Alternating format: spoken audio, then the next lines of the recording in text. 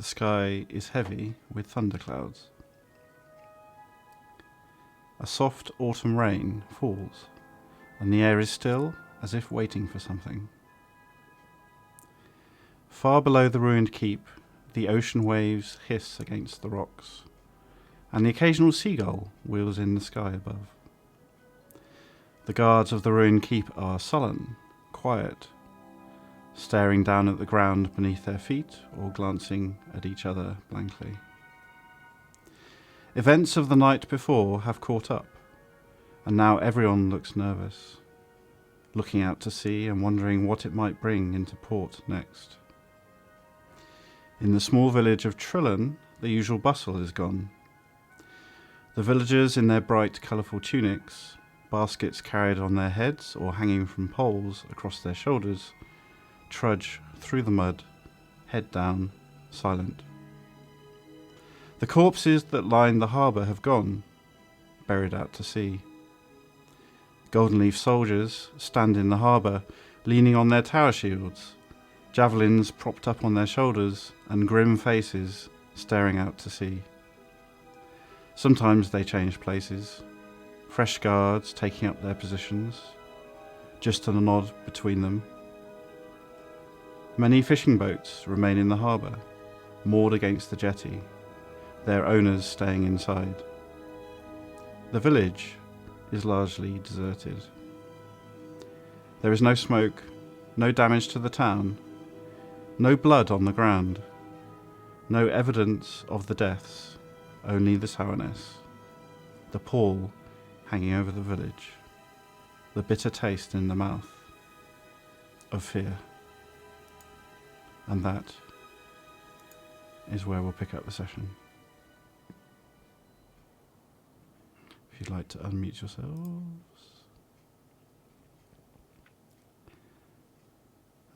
All right, so the first thing I need to do is get Adalbert to roll an straight intelligence check.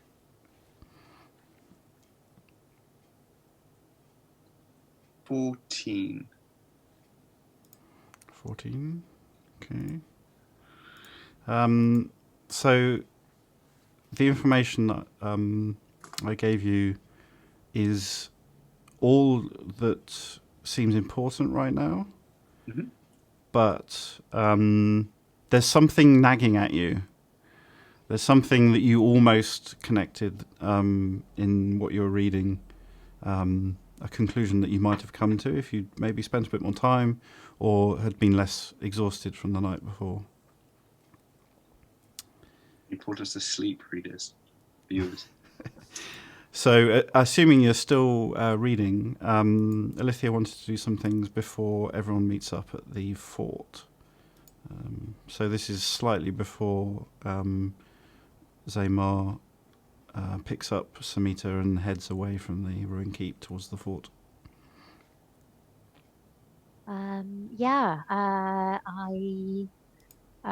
So I think the last thing I'd done was make my MacGyver a syringe. You might I'm now have going a to find syringe, yeah. I'm MacGyvered a syringe. I was hoping to go see Baha. Okay. It's really tough to work out where Baha might be at this point. Okay. He's obviously at Adalbert's house. Okay. So, knock, knock, knock. Okay. So Adalbert has an extremely nicely built, brand new townhouse in the middle of these thatched, very simple houses. And would you like to describe the front door, Adalbert? Yes, so the front door, it's the house itself is built of stone, and the front door is essentially a double wooden, essentially a gate carved in oak, thick wooden doors with bands across, 9 studs going across, because can't do 10. I would have thought if you'd done 13, that might have been. I think it's Chinese law where 10 is the number of heaven. So you can't have 10 of anything or represented. So the emperor has nine things. So in the palaces there'll be bridges with 9 arches and doors with 9 studs. Oh, cool. And 9 courtyards, etc. And then kind of the lower down the hierarchy you get, the fewer things you have. So Aldri has his he has his 9 studs. Start at the top. You learned something just knocking on the door. So the knocker echoes loudly because the interior of the house and the courtyard is all paved and flagons. So there's a lot of echo from the noise. So Aldri, you can hear quite clearly that there's someone downstairs knocking on your door. Just kind of look out the window from my study room. Ellie, what brings you here this morning? Hi, Aldri. I'm not here to see you yet, Bertie. Is Thanks. Baha around?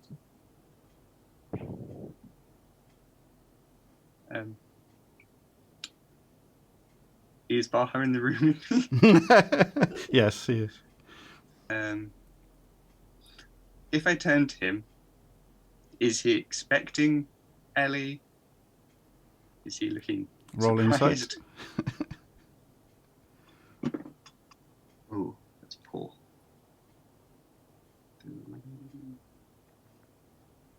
3. So Baha, you know Baha very well, but your ability to read him can sometimes be lacking. Not necessarily your fault. Baha's actually quite good at keeping a straight expression, and he doesn't expose emotion very much. So right now he just has a stolid sentry look to him. Yes. Are you there? Lithia's calling from the street below. As I mentioned, the village is really quiet. There's nobody around.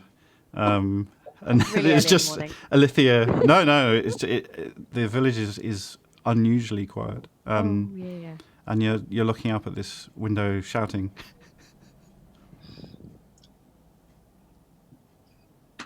We'll come down, Ellie. No, just Baha, not you. Sorry. I close the window.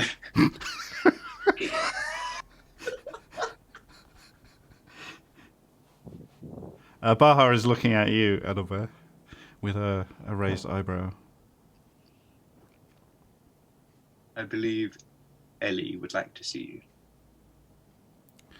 All right. Did she say why? Only that I am not invited. Okay. And he turns and heads off downstairs, goes up to the door, unlocks it, opens the door, and looks down at you, Alithia. Hello, Baha. I think we need to have words. Okay, why? Maybe not here. I think Bertie might be listening. Let's go for a walk.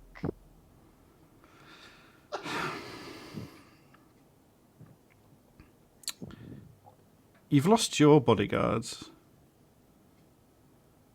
Otherwise, I would simply replace myself with one of them. My duty is here. Why do we need to go for a walk? Just far enough to not be heard. That's all. I Okay. open the window slightly and say, "You can use the meeting room downstairs. I won't be able to hear you in there." And they close again.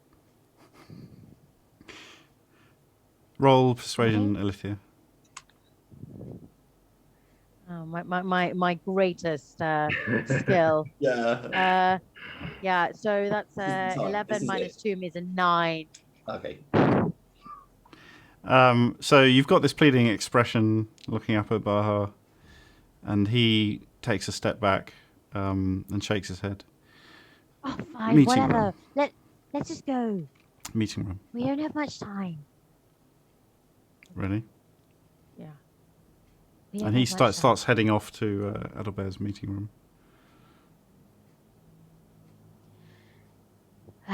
Okay. Right, we're in the room. Would you like to describe the room, Adalbert? So as you open the double doors, essentially you're in a long corridor that leads down to an open courtyard, a fountain in the center, and arches around in a bit. Before you get to the open courtyard, there's just a door on the right of the corridor that leads you into a meeting room. This room itself is wood panelled. There's a long table in the center with various books on it and notes. It's where the book club meets. So there's a few glass stains and pages sitting around. And it's the only other door to the outside. It's also in the far right corner. But otherwise, it's wooden paneling and a long wooden table. Okay. Baha shuts the door behind you and then moves into the room, but doesn't sit down. He's just standing there watching you carefully. Is it quiet? Can anyone hear us? So the village is very quiet outside, and there's no noise. No, I'm asking. I was Adalbert asking Baha upstairs. that. Sorry. Oh, sorry. Baha looks around, takes a moment to listen. I think we're good, Alithia. Spit it out. Okay, so I heard that in the forest there was happenings. And I am here to ask you, what are your intentions towards Bertie?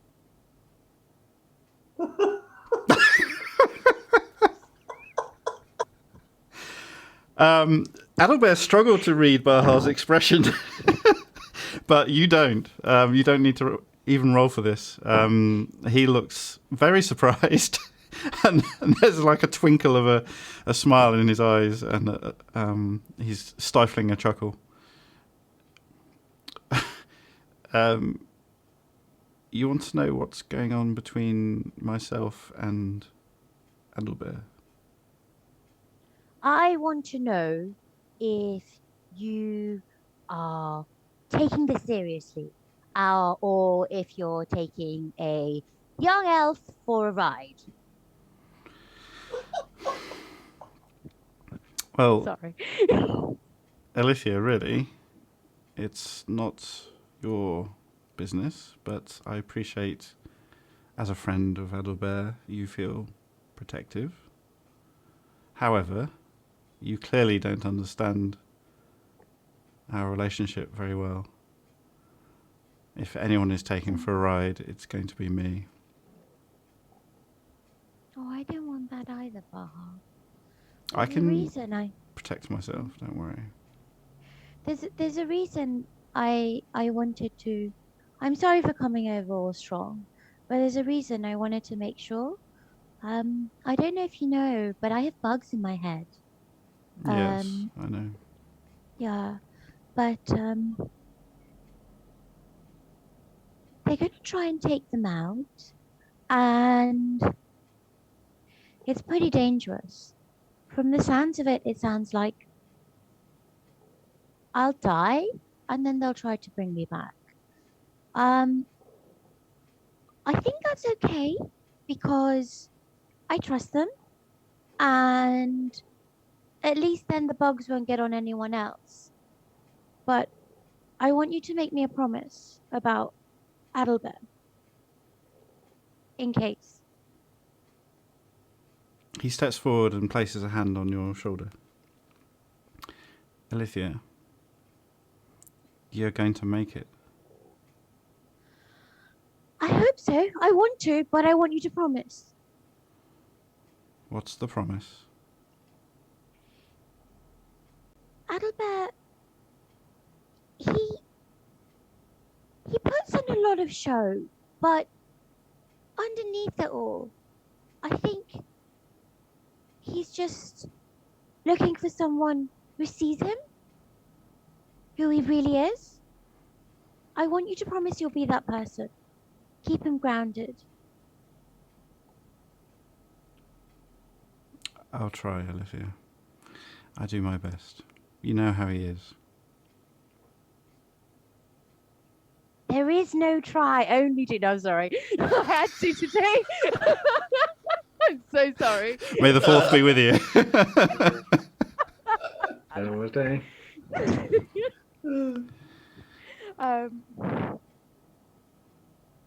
You better try. It's really important. I don't know what's going to happen from this, but I'm trusting you with it. Alithia, I have a lot of experience in relationships, and nothing is ever simple. But so far, I would say things are going well. I want you, even if it's not, look, I just want you to see him as a person. Keep him grounded. Even if things go to pot. I'll be there, Alithia. Okay. Well, I suppose that's the best I can do. I'm gonna. Is Bertie around? I want to say hello to him. Yes, you spoke to him just a few seconds ago. Oh Follow yeah, me. I did. I'm gonna. Okay. And he opens the door of the meeting room and walks out. He looks back at you with this kind of, I'm not sure what just happened, and then goes upstairs. I had to imagine that, like, with the moment he opened that door, that Adalbert falls into the room.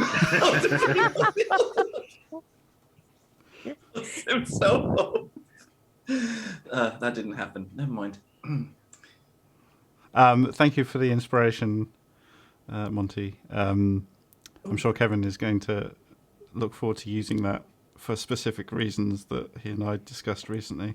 That'll come in useful. Thanks. And welcome to the stream. All right. Yeah, so Alithia, you make your way up and you're now with Adalbert. Hi, Bertie. Hello. Thank you. Sorry, Adalbert, I didn't realise you were on headphones. Oh, brilliant.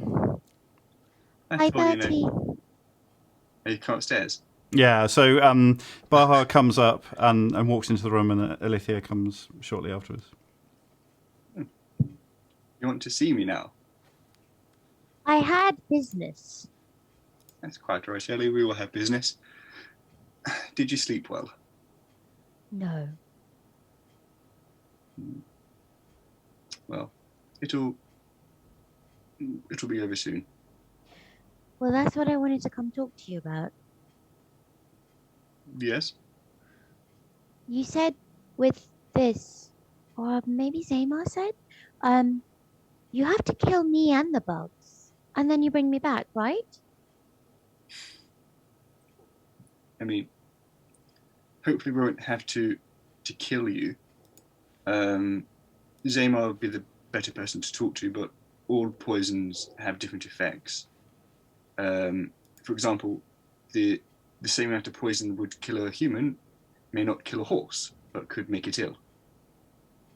The plan is to give you enough poison to kill the eggs and the spiders, and keep you safe. But we don't know it will. No, but I have a okay, contingency plan. It's okay. I think these eggs and these beetle-y things, they're not good, and I don't want them hurting anyone else. But I need to talk to you in case it doesn't work and I don't come back. I need to just talk to you about that. Is that okay? If you want to talk, I will listen. Okay. However, I will also say I will not let you die. I give you my word. And if there are things that you'd need to say but don't want to, perhaps write them down and you can keep that letter on you, and then you don't have to give it to me when you come around. No. I need to tell you this. It's okay. I'm not very good with writing stuff anyway. So, I trust you, and I want you to do some things. If it doesn't work out, If it is in my power, you know I will. Okay. So, I want you to find Tristan and talk to him. Nothing would bring me greater joy. You know this. Okay. And you know Zamar? I do know Zamar. I want you to help him be human. Well, I mean, I could try. I know, you're an elf, but there's he has it in him, but it's just really, really, really, really deep down. I think Zamar's more human than you give him credit for. No, he is. I know he is. But I sometimes think he walks that line, don't you think? He spent a lot of time with Horathia. I just think in general, he walks that line, and that's okay. I think that's what he needs to do. But you mustn't let him forget the other side of him, the human side, the one that connects and, like,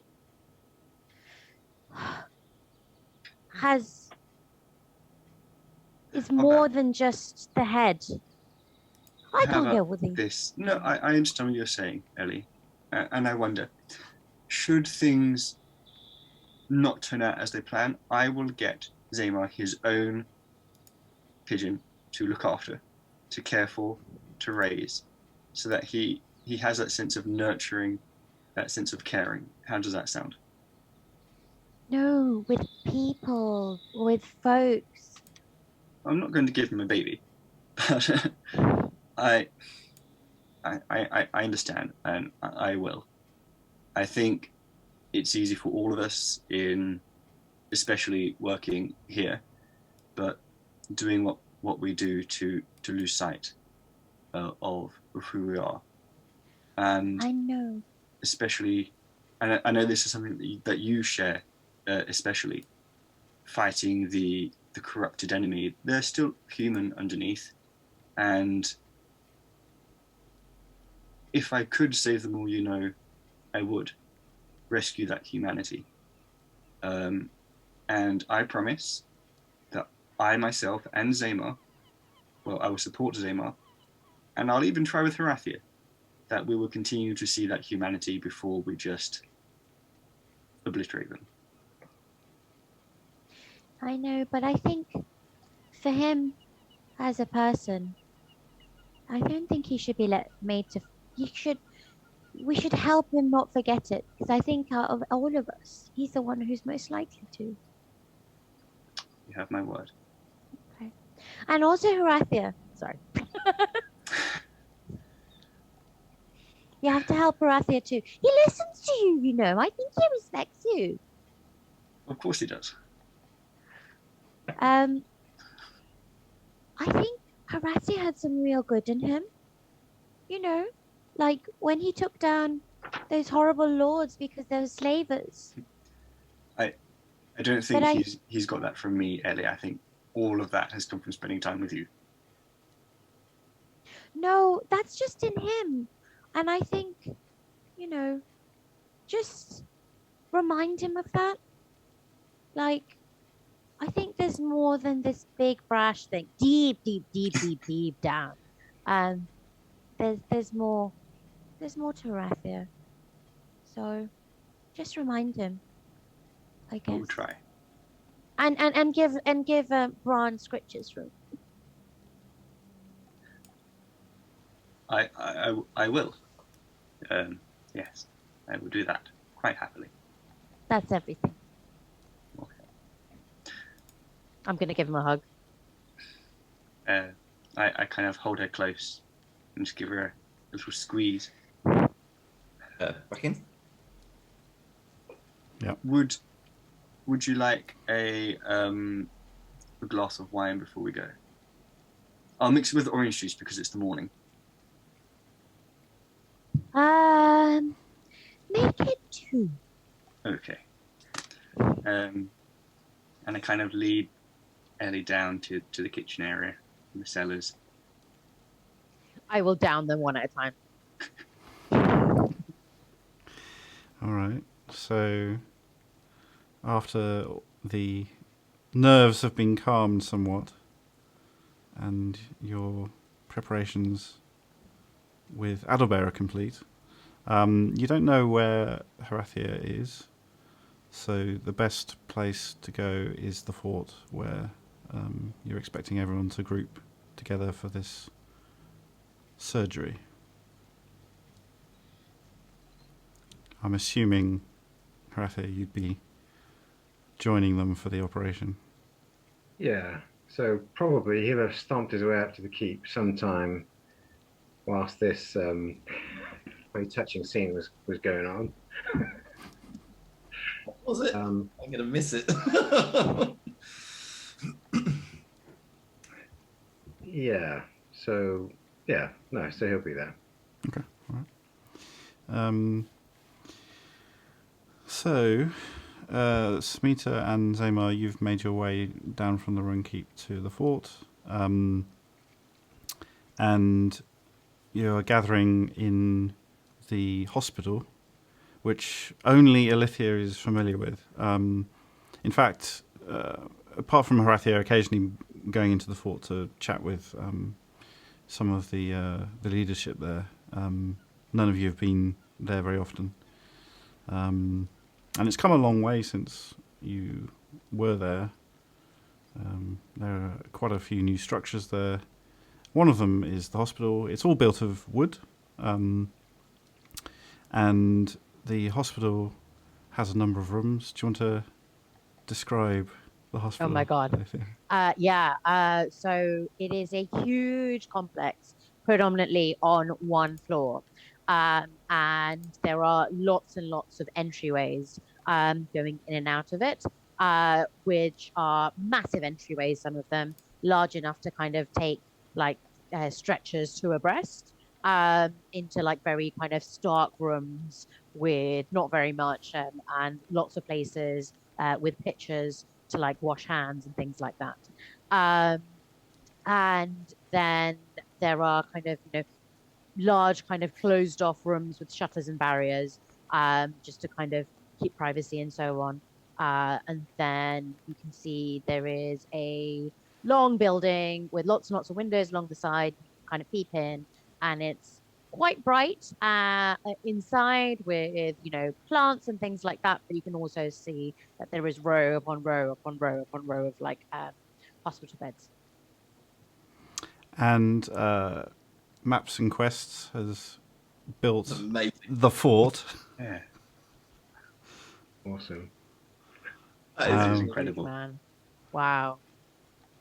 So we have stables, we have equipment storage, we have barracks, we have everything. So it's based on a sort of Roman style fort, hundreds of feet across, with square structures in the centre of the fort, and a wall built in a palisade all the way around, with a ditch on the other side, and a few entrances, wooden bridges across. And towards the centre of the fort is the hospital, which is here, that Alicia's just described. And you can see the beds in the main area, and some washing areas on the side. And then there's a separate room, which I assume is where you're going to want to do your operation. Is Horatia there? Yeah, so everyone has turned up one by one, with Zamar and Smita coming together. And I've crowded the room up a bit, but it probably wouldn't be like that. You'd probably all be outside before you start. Before we go in, I'm going to go up to Rathia. And I want to have a little chat. Hey, Rathia. Yeah, what do you want? If this doesn't work out, I want you to know. I think you could be a really good leader. What do you mean? Like, could really good. No, like, more than just for military. I really do. I think there's something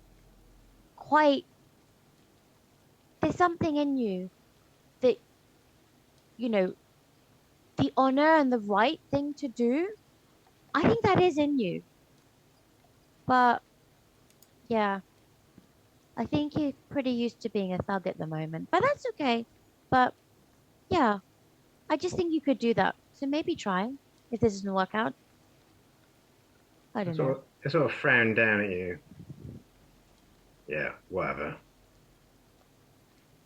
I like give his like, how far do I come up to him? I'm 5 foot, so I'm 2 foot. Oh, I come up to like chest height. I'll give him a hug. He'll sort of stand there with his arms out, looking down, sort of puzzled. Yeah. Look, for what it's worth, I'm sure Zaymar and Albert will look after you, all right? I know they'll try. And then I'll go up to Zaymar as well and be like, okay, you're the one. I trust you. And if you kill me, I forgive you. Look. And I think that you should keep being friends. And, like, actually be friends. Don't just play.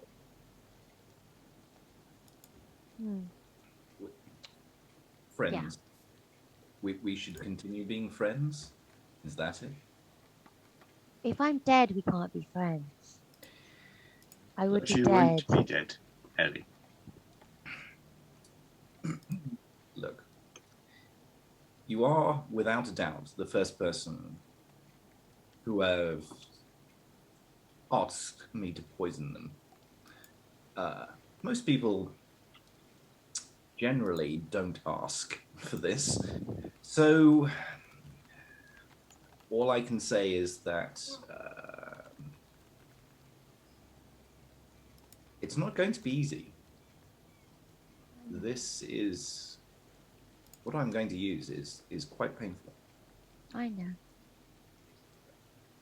There's not much more that I can do to help you with this. I could maybe apply something else to help you pass out, but even then, I don't think that would be wise. You need to be awake.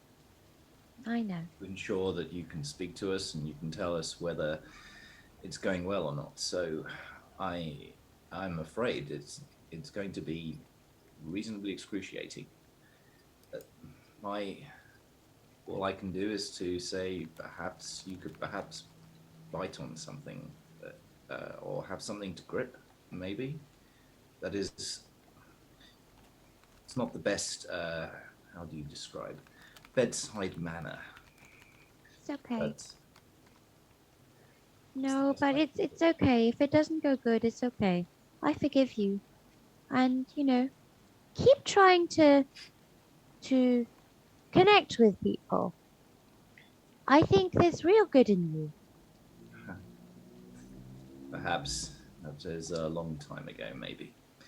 Listen, let's... Thank you for doing this, Neymar. And I give him a hug, too. Everyone get hugs. Well, let's just be on with it, shall we? Oh, I made you this. What is this? It's a vessel for the poison. I'll tell you how to do it. I'll talk you through it. Don't worry. It's just going to go into my spine. I have my own needles. No, but your needles aren't hollow. So how will you know if you're in the right place? They are hollow. They are hollow? Indeed. I do not have several types of needles. I mean, This one is fairly crude as standards go, but I have finer needles. Is it better to have a fine one or a large one? Have a fine one, Yes. and you need a hollow one, It is and fine and it is you fine. you can't put the poison in unless you know you're in the right place, because then it will go everywhere.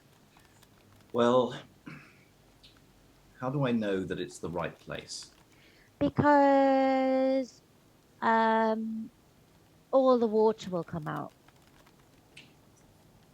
Ah, you mean the fluid that is inside the spine column? Yes. Yes, that's not normally something that I attempt to do or to try to pierce. It's not normally effective that way. But no matter. Okay. But Well, I thought it's back. we want to put it. We want to put it just in there. Then it won't go everywhere, right? Yes, that is true. I mean, it's not something I've done before, but okay. So once it's in, how much of a? Let me see. I think perhaps a third dose of my standard. Hang on a minute. So I'll produce one of the weird-looking purple files from, like, so as inside like on my thing, I've got this like bandolier, and a lot of them are.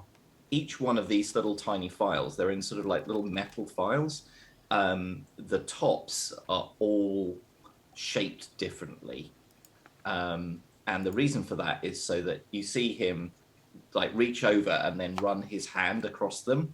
And as he runs down, he feels the vials until he comes across one with a hexagonal end, which he produces. He's able to get it out of the bandolier in one hand, because he's got sort of quite dexterous fingers, and there's like a sort of a turning motion as he takes it out, sort of does it, and literally in one turning motion, he turns it and produces the top in his hands, and then he's able to twist it open, and it's got a little catch on it, so that as it pops open, the lid doesn't fall, and it's sort of caught by a sort of an edge of cork, so that it makes no noise when it opens. He's just runs it. Okay. I think this is good. Right. Where you push it in? Would you be able to push it in? Of course. But when you're lying down, obviously, I don't think standing up is going to be. No, I lie down. Okay, so you need to go in the right place. Otherwise, you could make me unable to walk, yes, as well as dead. Yeah. That's true. Mm-hmm. Yes, I had not thought of that. Well, we will see. No. So listen, you need to go at the level of my hips. You need to go low down, okay? Well, and you need to press. And anyway, and then I'll like talk him through it, and we'll go. I know. And lie down. Like, I know. Lie down first, and then I will look. Here's a mirror, and I produce yet another steel mirror. Sideways, and as he does so, he casts a sideways glance at Samita Rayner, and produces another polished steel mirror and hands it to Alithia. If you look here, you will be able to see, if I angle it, exactly where I'm going to place it. And then, but that's not helpful. You have to feel it. Yeah, well, obviously, I'm just going to try to get in the right area first. So, okay. Look, you're going to need to hitch the back of your top up here. That's fine, whatever. I like strip. Like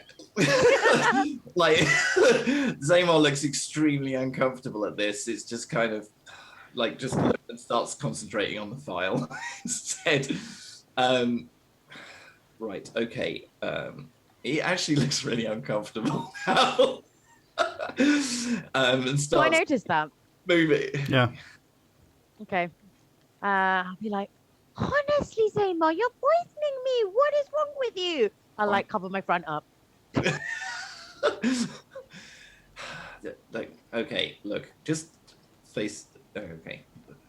I knock on the door before you start, and just say, Ella, would you mind if I joined, just so I can keep an eye on when I need to kind of. Will you support. hold my hand? I was just about to offer. I would not recommend that. I will now produce a a small sort of stick. Basically, I would suggest you grip this instead. The reaction can be quite strong once it goes in. Put that between your teeth, Ellie. Okay. I will hold your hand. Hold her hand over the top, otherwise you'll get your fingers crushed, but it's up to you. Meanwhile, I'll sort of like start feeling around. Okay, is this the best? So I will talk him how to do essentially a lumbar puncture and tell him all the steps. All right, Adalbert? So I'm going to put my hand on top of Ellie's, but kind of give her the move. If she wants to kind of grip it, she can. Or I can hold it on top. Whatever. I'll put him on top. I'll put it on top. I care about Adalbert. Before we start, here you go. May the gods bless you in this endeavor. You get a D4. Okay, cool. Do a check.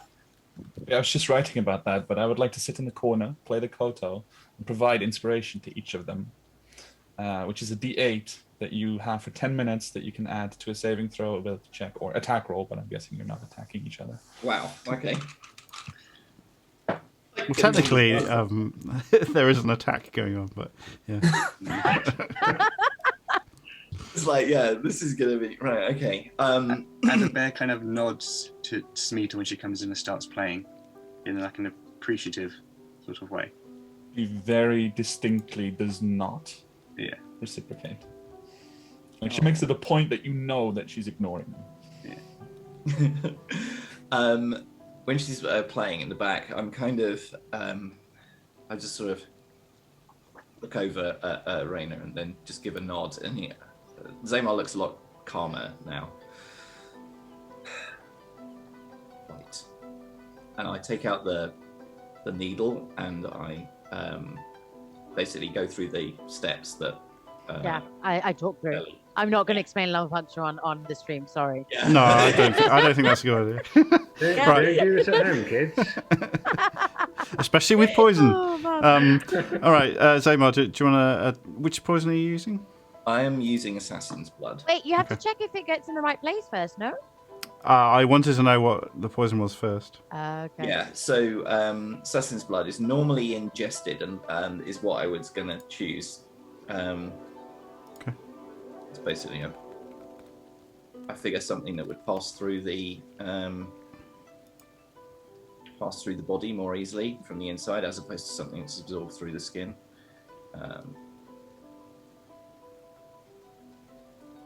It's a fairly easy poison save. All right, so you have one dex check to make. You can add your proficiency bonus for the poisoner kit. Okay. So I'm just adding, so I'm doing a dex check, but I'm also adding my proficiency bonus. Correct. Okie dokie. Plus a D4 if you want. And a D8. If you wish. Is this the only roll that I'm going to have to make? This is the only roll you have to make, yes. Right. Okay. In that case, I will roll the extras then. Okay. That's a 3 on the D8 and a 1. So that's adding 4 on that. Now, normally that would be a 15 plus the thing. So that would be a 19. However, I am lucky.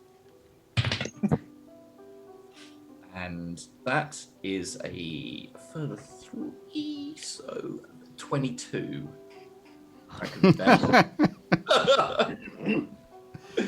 All right, so most of this is, having been given very clear, detailed instructions, the positioning hasn't been too much of a problem.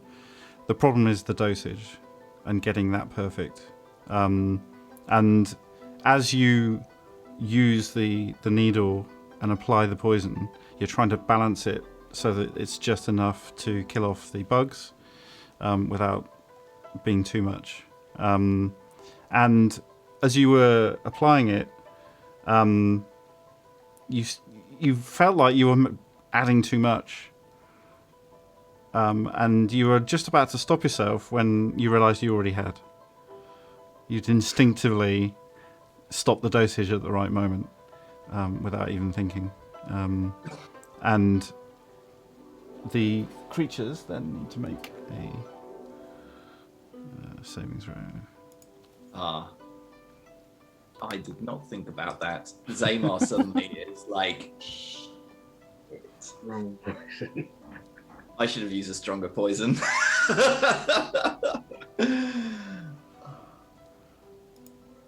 However, Sorry, guys. My phone is my laptop's dying. Yeah. However, you see a reaction from Alithia. There is an intense shock of pain going through your head, Alithia. Roll a Constitution saving throw. You also have inspiration, right? I think you said. Well, Kevin? that was a natural 20. Yeah. All right. All right. Use it. But yeah, I will roll a d8 too. For 23. Okay. So the music, it has relaxed you. The presence of Adalbert holding your hand has helped. And you don't even really bite down much on the wood in your mouth. You were prepared for this pain. It is incredible. It's savage in your head, but you feel you can stay conscious through it and not have a bad reaction. So something happened to what's in your head. Is it gone? Is it gone? Do I know if it's gone? No.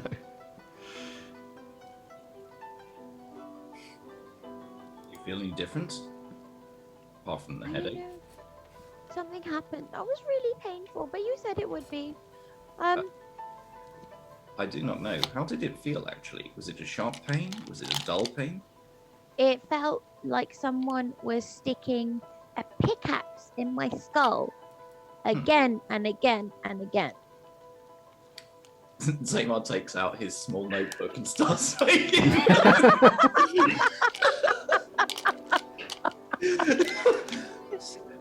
Is the door closed to this room? It has been opened and closed a number of times. It is currently closed. Right, okay. Well, Prathir is probably pacing a little bit. Oh, How quickly should it work, Zamar? Let's see. I think it actually takes quite a considerable amount of time to actually have an effect. I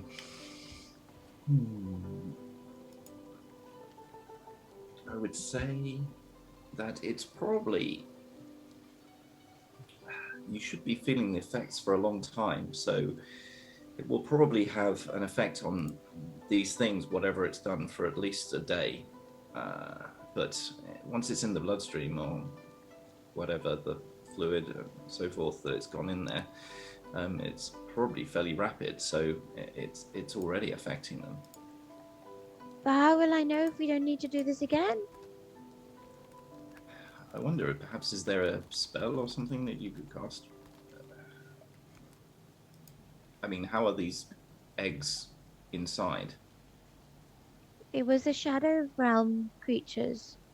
They went through the Shadow Realm and then entered my head.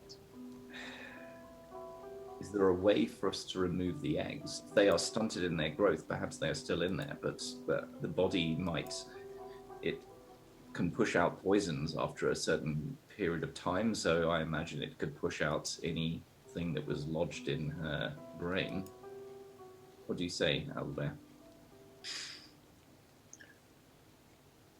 I wouldn't want to go into her brain. My concern would be going in. If there were any form, has potential to do more damage. I'd need to look, but there's potential way to detect life, etc. But I suppose most of this will be, if they are dead, they will leave her body as any foreign body would. I would imagine so. It would take time for it to break down. But yes, and I suppose what you'll hopefully be aware of, Ellie, as I think is really very, very important. Just keep an eye on if you begin to develop headaches or other things after a day, then I think we need to revisit it. Do I believe everything that they're telling me about, like, the eggs being expelled by the body and stuff like that? No. Okay. I thought not. Because I'm sitting here like as Majora Mads being like, this is bullshit. Sorry.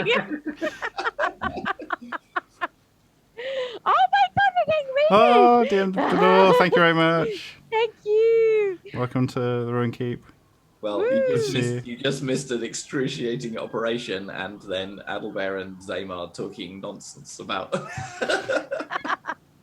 Okay, so Ilithia, what does she think is going to happen with regards to these eggs? And so roll nature, actually. Wow, I love this dice. Natural 20 again. That's so a good that's dice. 22. No, 23. 23. So sorry, I've got a police car going past. The creatures have extremely heavy carapaces, and your guess, although you haven't seen eggs by them, is that the eggs themselves are probably quite thick-shelled, even though they're likely to be small. And therefore the material is unlikely to go on its own. So you'll need surgery to remove. But do I think they're alive or dead? From where the pain went, actually roll medicine, because the nature roll is ready for the eggs. Sorry. I'm going to use those pretty dice. Okay, so medicine, that's 17. It's hard to say. You are 100% sure the poison hit the eggs because the pain was centralized in where you think they are. Whether they died is impossible to tell. You'd need, again, surgery to find out.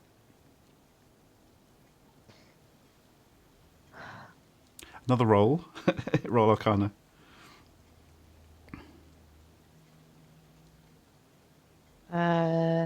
That is 15. Okay. I'm rolling well. You are rolling well. Yeah.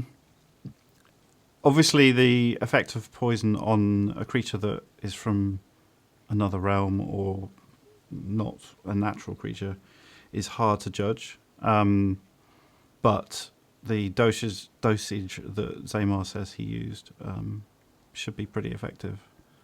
So, on balance, you'd say they're probably dead.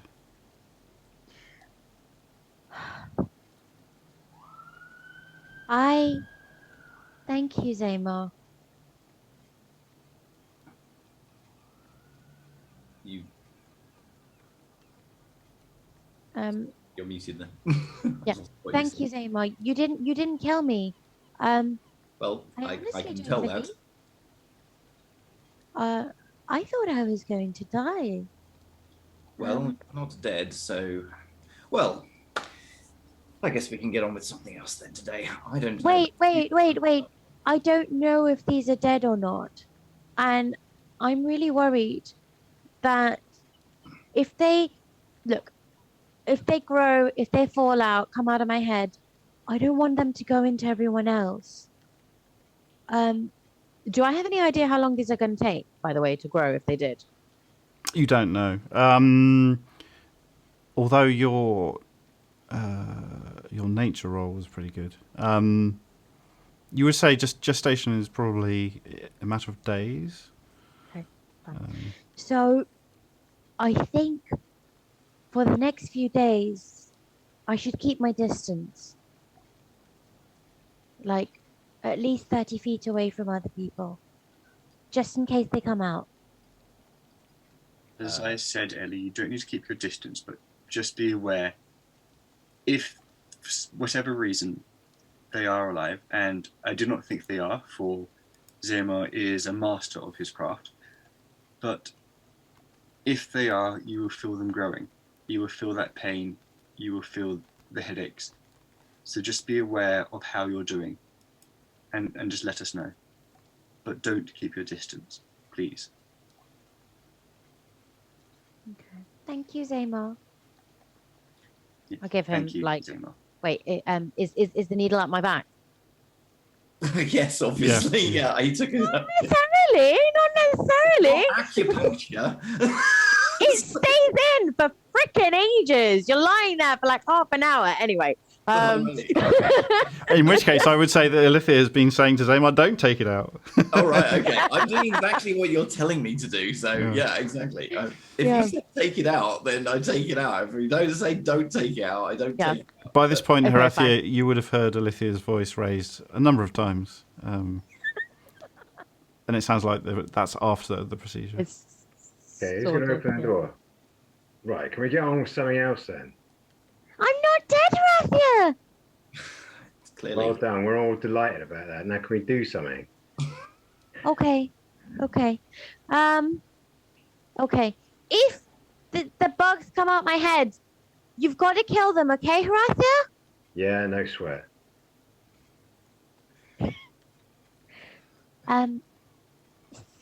Samita, thank you for your music. It really helped. We're going to help you speak now. I promise. And I like thinking. What do you mean, help us speak? The gods took away the power of her speech, so she has to relearn it. That's a bit unfortunate. I want to have a word with Samita. I will take out my notebook and write on an empty page, "You can still speak to me," and show that to Horathia. Look, you ain't going to learn to speak by writing on a piece of paper. So you've had a rough deal from your goddess. So what? Get over it. Try and talk. If you don't try and talk, you're never going to do it. She just like literally stands before him, holding up the page, and just stares up at him. This tiny figure before the mountain. What, you feeling sorry for yourself? Well, I ain't got time for that. Talk to me. Horathia. Oh, shut up. Look, it's no good just pussyfooting around sometimes. Give it a go. Have you even tried to speak? She takes the notebook again, writes in it, "Can you facilitate us?" Or me, rather, and shows it to Adalbert. And she, like kind of gestures for the mind space. If that is what you want. Do I get that? I mean, I suppose I would, and I am standing right there. There. Is like Hall of Echoes thing? That's fine. If it don't work, we'll do that. I don't mind reading your pieces of paper either. But just fucking try and speak. Try it.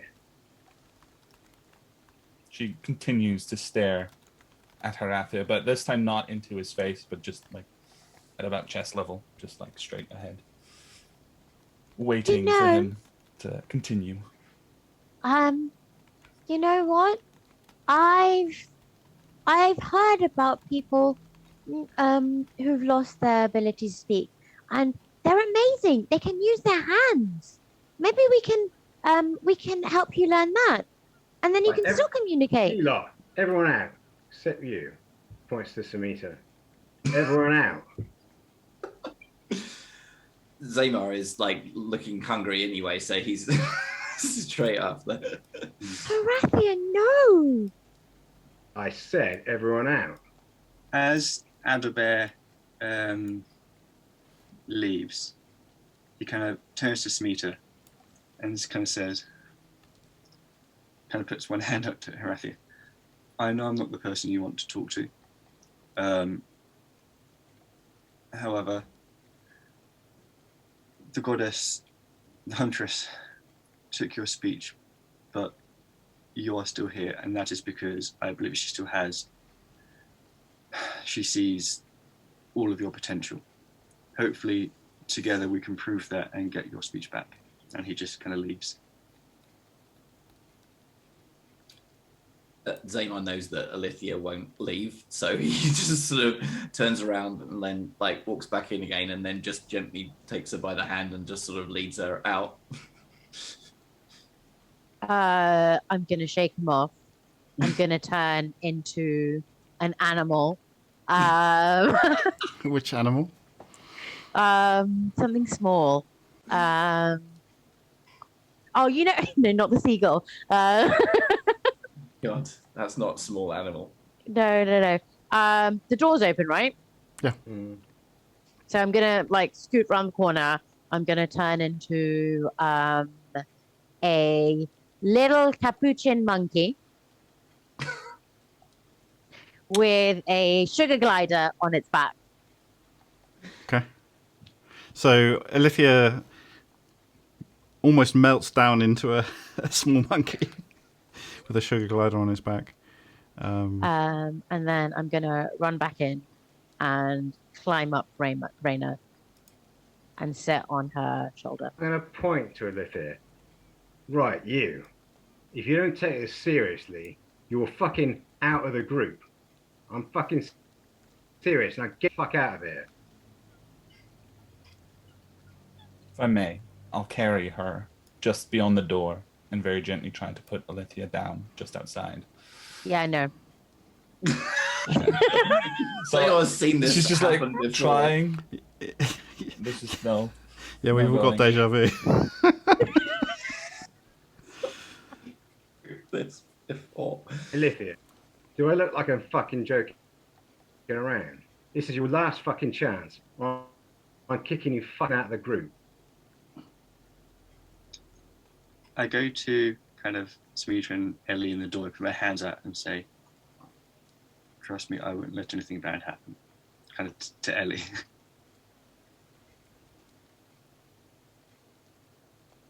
Yeah, I'll drop the wild shape, and I'll turn to Adalbert. Get down first, right? Yeah, I'll get down first. Yeah. Okay. Well, I assume that you kind of had Alithia grabbing your arm and Okay. knelt down to let her go. So Yeah. Alithia was actually on the ground and Okay. holding Yeah. your arm. Yeah, that's what I thought.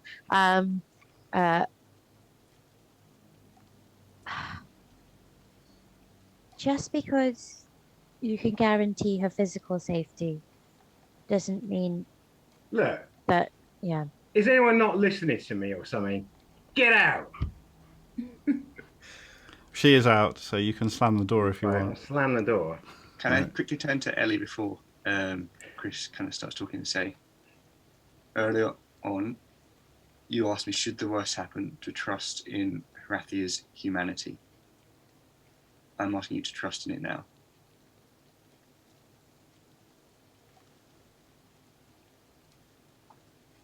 All right. So in the room. Is Samita sat on a chair or he stood up in the corner? I was about to ask actually, is the like because the chair I was sitting on a chair previously, right? Or was I just sitting like in the corner? No additional proper? chair in that room. Okay. So I guess you were sort of. You probably were sat on the ground. That's a very typical position for the Koto player. Okay, so I'll look around, realize that there's no chair, and then just go stand before Harathia, a little ways away, so I can look up without literally like looking up at an insane angle. All right, My hands behind my sit back. down on the bed. Okay. Okay. And he's not taking up an aggressive pose. He's He's looking at Samita and, like he's mulling something over. Seriously, though, if you try to make sound using your whatever the huntress did to you. She nods, and then, looking around the room for a moment, hesitantly, she opens her mouth and displays the situation that she's been afflicted with. Yeah, that's pretty tough. Thing is, she's your god, right? Now, I don't much like her, but that's just me. There's a lot of people I don't like. You gotta think that she's not gonna do something that's gonna completely cripple her own follower. So I'm serious. Don't wallow in self-pity. Try and make useful sounds with it. Do it quiet. No one else can hear. Just me.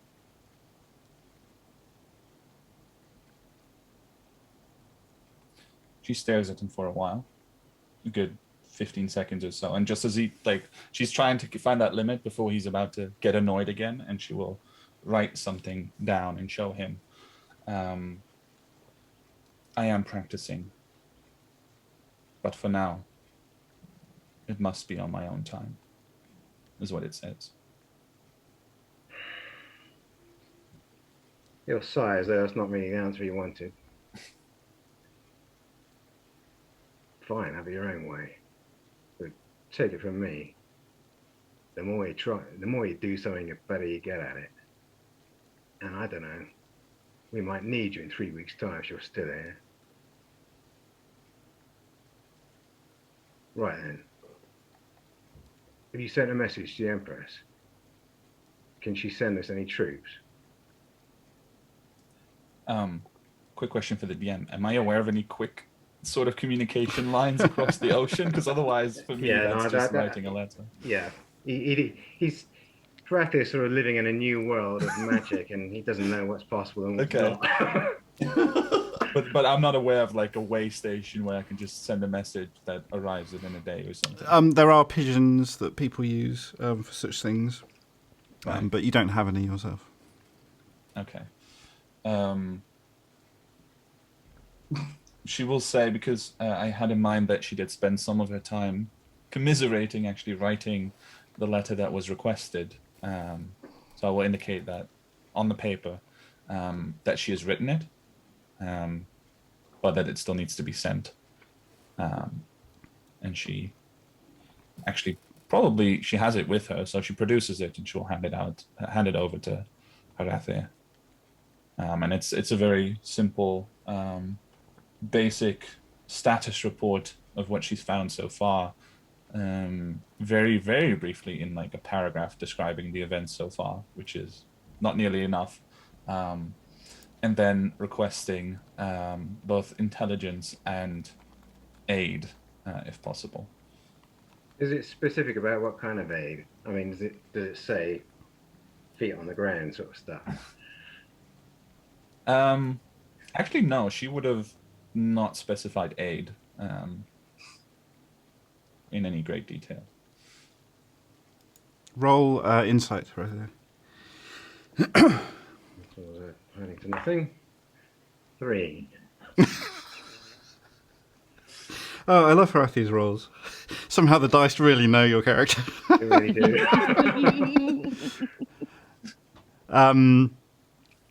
There's nothing really to say that I can add. At face value, the letter is as it is. Samita is as she is. All right. Based on what you know of your employer, is she going to get the message that we need soldiers? She hesitates and she's about to write, and then she just stops herself and nods. All right. We've got some planning to do. I'll go and open the door. If Alethea actually stood right there, he's going to glare at her. Where is Alethea at this point?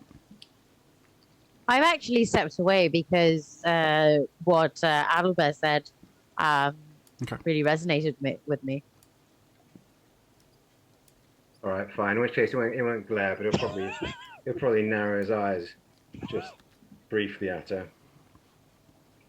Right, you lot, we got some planning to do. This ain't the place. Let's get back to the keep.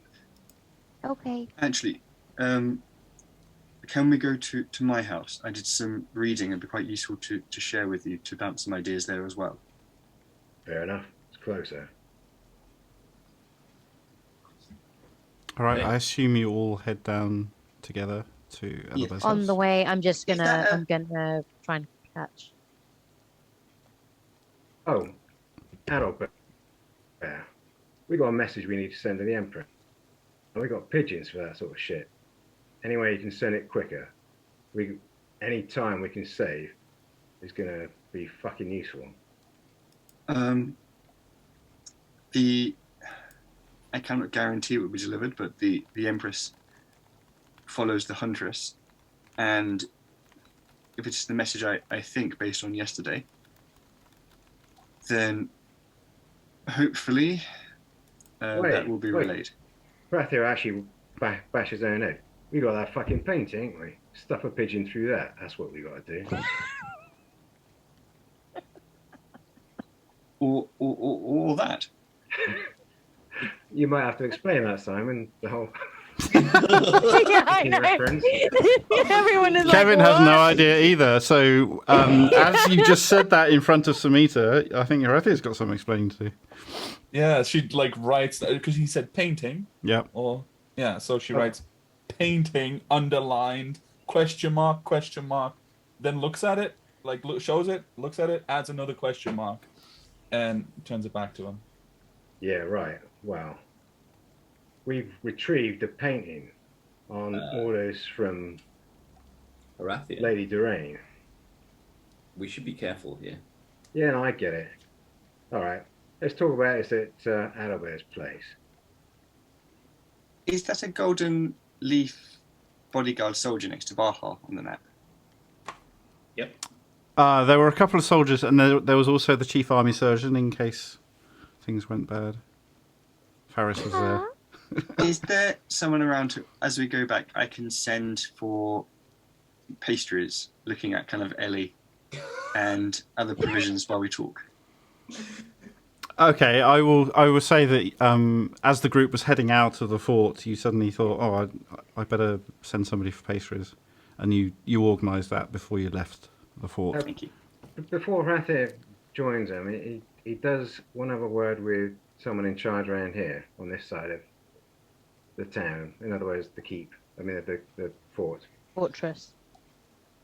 Isn't there a captain, I think, in charge of the For fort? sure. But is it? I mean, basically, he'll turn to one of the Golden Leaf soldiers and say, "Yeah, can I have a word with your boss?" Certainly, sir. All right. Roll a Okay. luck dice. 14. 14.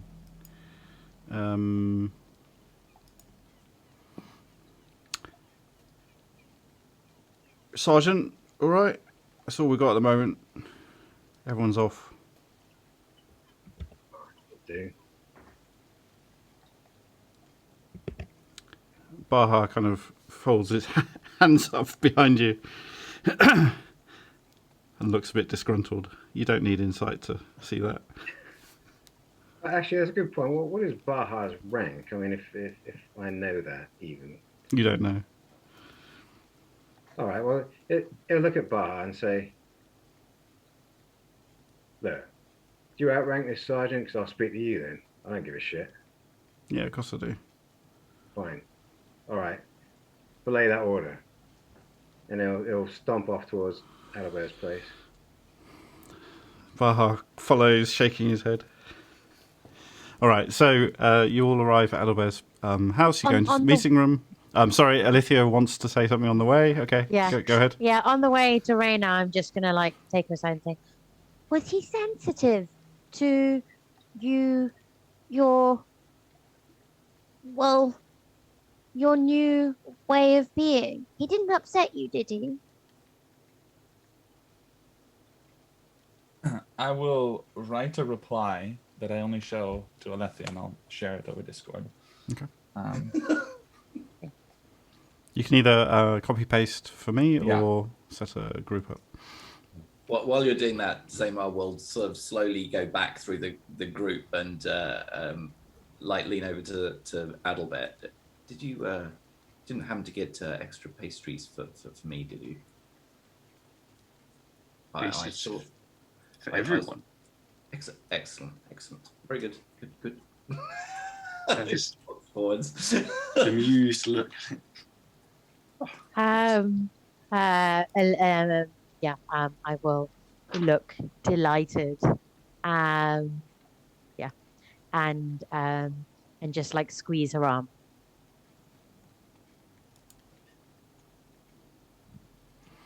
All right. You are now in the meeting room in Adalbert's house.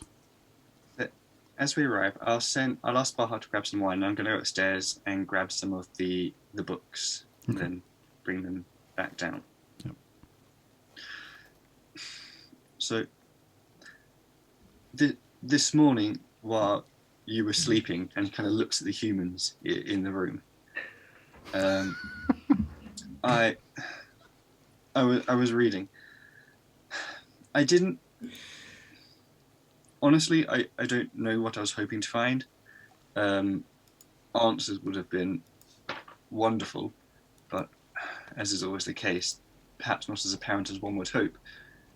But there was something I'm reading, and I don't know why, but just I kept coming back to it, and I would appreciate your thoughts and your ideas. As I've said to you before, there was an age of dragons. Now, in here, and he kind of turns some pages and puts the book down. It's highlighted that Russia was founded as a merchant empire, trading with the dragons on this place, the Terrace Isle of Kagadur. Anyway, this was ruled, and it kind of turns a few more pages, by someone known as the Sapphire Dragon. Now, from what I can tell, the Sapphire Dragon was the first emperor of Russia and formed the Church of the Sapphire Snake. The fourth age, as I said, the third age of our world was the age of mysteries, the age of the dragons. The fourth age, the age of the fallen empire, as I said, was named essentially because the empire fell, and this, according to these books, in 10 a few more pages, was named after the death of the Sapphire Dragon. And this led to a civil war between his sons, the Saint of Stolen Fortune and the Elder Saint of Times. Now, there isn't much about them, but both their tombs can be found in the Almadlones. What? The old city where the Empress's old family are. The You know, the old one that's Imperial- fully corrupt. Right, I get you. All right, carry on. Yeah, that's where both of their tombs are.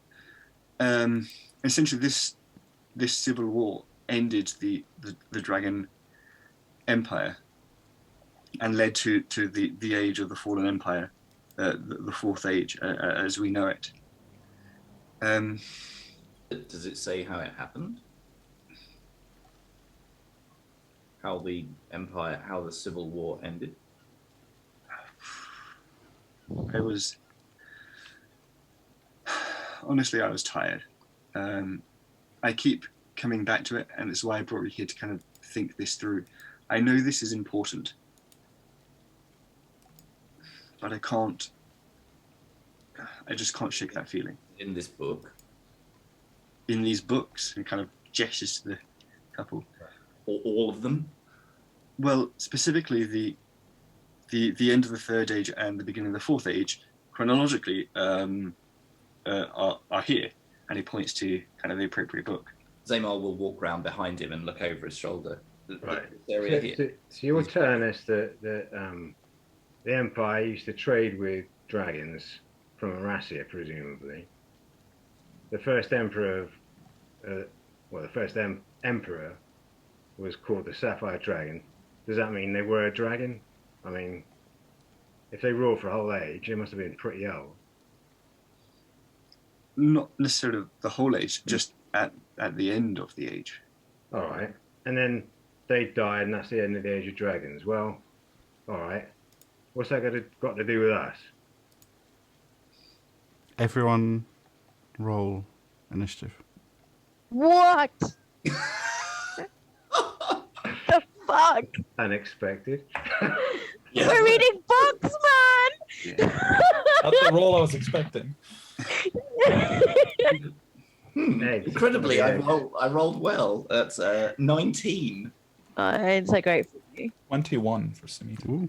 No idea what that's for. 7. 9. 9. 6, did you say, Adalbert? Yeah. Okay. All right. So, Samita, what are you currently doing while this conversation is going on? Well, she was just kind of standing in the room, listening and taking notes in her notebook. Probably a bit off to the side. Zamar, you had gone over behind Adalbert to look over his shoulder, right? Yeah, I was looking over at the book. Yeah. Okay. Over his shoulder. Yeah. So I imagined Adalbert was sitting down, and I was just standing there, looking over his shoulder down at the book. Okay, Alicia? I was about to creep up behind Zamar to give him the blessing of the gods, so I would be around that place. All right, Alicia is creeping up behind. There's kind of a queue behind Adalbert. And Horathia? Scooby-Doo style. So where am I? What were you doing? Well, we were all sat at a table, weren't Yeah. we? Yeah. Yeah, so I sat there probably just absent-mindedly sort of scratching Brian behind the ear. Okay, with the chair around. Oh yeah, in flip the round. usual way. Yeah, the chair back in front of me. Okay. So, Zamar, as you walk over to stand behind Adalbert, both Samita and Horathia, you naturally look up at the movement, and you see Zamar move across the room in that direction, and then you shortly afterwards, your eyes are drawn naturally to Alithia, who also then follows up behind Zamar. In that moment, there is another heartbeat, and all of time stops. And Adalbert, the book that you're sort of holding awkwardly now because Zamar's come over to look over your shoulder, you sort of moved it slightly. It falls out of your hands because you're unable to balance it anymore. And you feel a deep throb go through your body, and you hear this dull thumping sound, just a single beat. And then the book hits the ground, and you're back to normal again.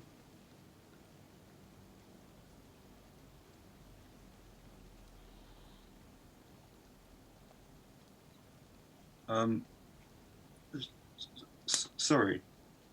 I don't know what came away from me. And I go down to pick up the book. Something happened. Did we all experience this heartbeat? Yep. All right. This is a meta question. Why did we just roll initiative? Because I thought it'd be funny. No, I just wanted to establish where everyone was in that moment. Okay. Fine. Oh, God. Right. Oh my god. Are there any windows in your meeting room? Adalbert? Yes, at the front. All right. Well, I'm going to go straight to a window and look out, see if what's going on outside. There are two people who've just it looks like they ran out of their house and to each other, and they're both jabbering away. You can't hear what they're saying from where you are, but they're talking excitedly to each other. And as you open the window, you hear a scream from a house further down. I move over to the window and look out. Just casting around, looking to see if anything's happening. Does everything look the same? Everything looks the same. You see movement now. The village was pretty quiet. It's been quiet all day, and suddenly there are people coming out of the houses. So these thick thatched roofs come quite low to the ground on either side of the buildings to create a shadow that you can't see that easily into. And you can see coming out of the shadows of people that were inside the house. So people are sort of melting out of these shadows and into the streets and standing in clusters. And the silent village is becoming quite noisy. Right, Marty's going to go out. There's an external door here. Yes. Yeah, there is. Yeah. I'm tempted to like jump out. How far is it down to the floor down here? I think you're ground floor, no? The ground floor. Yeah. Oh, okay. So we just jump out. I'll just jump out the window then, and go over and see if I can see inside the. See if I can see inside the nearest hut. Right, I'm going to get Brian to come with me, but people are milling out around in the street. Yeah. I also draw my dagger as I go through. Right, I'm going to look around for any sign of actual threat. Okay, roll perception. Same roll perception. What's everyone else doing? Go ahead. Okay, I'll go first. I just sent you a message on Discord about what Sumita. Sumita just kind of freezes in place and stares at the fallen notebook at her feet. Okay, I'll deal with that in a sec. Okay. Adalbert, what are you doing? Adalbert kind of turns to kind of Ellen go, it wasn't just me. And he's going to reflect the heartbeat he heard and that everybody heard. How slow was it? Was it he was trying to figure out kind of, was it a human rate of beating? Was it like reptilian, cold-blooded sort of cold, slow heartbeat? Was it fast, a small animal, large, slow, etc.? Do you want to roll an esoteric check? Yes, I do. I rolled an 18 with disadvantage. Okay. Horathia, what did you roll? 18. 18. With Okay. no disadvantage. 14 without 14. disadvantage. You there, Horathia? All right, those with 18s, as you glance around, Horathia especially, you know the town very well, the village, and you're familiar with all the nooks and crannies and the shadows. Everything looks fine. It's just all the villagers have burst out of their houses and started chattering away. Zaymar, there's no clear danger. There's nothing apart from these villagers coming out. I turn around and move over to one of the villagers. What happened? Rathia's going to shout out to them, so it might drown out Zaymar. Right, so as Zaymar heads towards one of the villagers, Horathia shouts, Listen to me. That heartbeat you just heard is a sign of corruption. We've heard it before. We know that we're being targeted. Now, I promise you, I'm going to do my best to make sure everyone is safe. Even if it means shipping you all out of here before they get here. Now, they're trying to make us scared. Don't let them. You're going to get through it, all right? all right, that sounds like persuasion to me. Yeah, I know. It's a roll persuasion. The bane of my life, persuasion. Who wants to persuade anyone? Anyway, persuasion. The thing that amazes me is, like, I'm rather good at persuasion, and yet I can't remember the last time I actually had to roll against it compared to you lot. Right, 17. Okay, so as you are shouting, obviously you're a familiar figure. with a lot of respect in the village, so that they're all turning to listen. The conversations are stopping as that happens, and there's no immediate reaction from what you said. They're all listening. They finish listening, and then they glance at each other. Meanwhile, Zamar has gone over to one of the villagers, and Adalbert, you rolled your 18. 18. It doesn't match anything you know.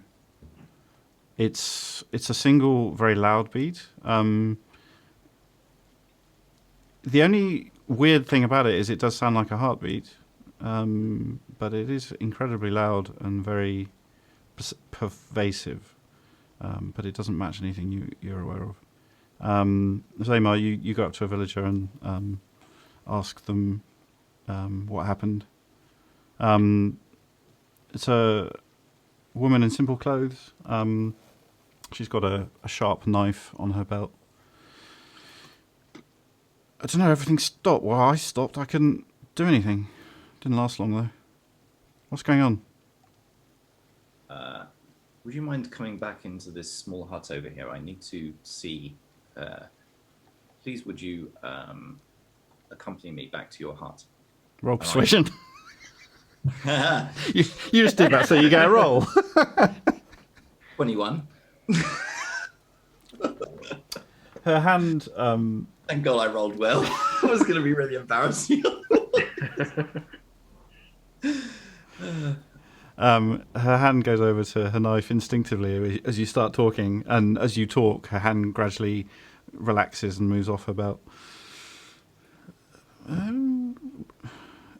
That's where I live, but sure. Yes.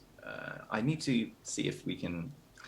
You'll see. I'll guide her into the shadows and into the darkened area of the hut. Okay, as you do so, she glances over in Horathia's direction.